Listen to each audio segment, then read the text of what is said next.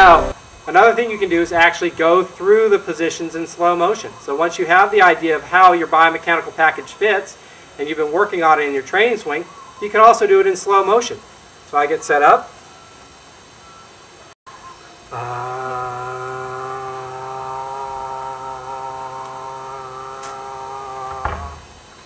So again, I want to be able to move throughout my whole swing in slow motion, and I can go slower than that or a little faster than that. I can do it in a variety of ways. The idea is first to start out just in slow motion, a slow motion action that it feels like it's comfortable, something that you can manage. Ideally, the slower you can do it and still maintain that perfect awe, the more that your neurological system, the more your subconscious mind understands exactly what needs to happen. Okay?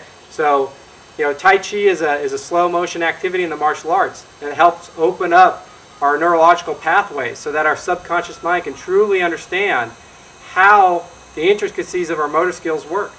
And so in golf, utilizing these slow motion swings does the same thing. We can truly understand on a subconscious level, a very intricate level, what needs to happen to have a precise technique. And of course, all that's learned without us thinking about it. All we're doing is try to swing in slow motion and maintain a good awe. So our conscious mind is occupied by the slow motion action and the awing. And the subconscious mind is acquiring all the data it needs to understand what the perfect swing for you is. So let's look at that slow motion action again.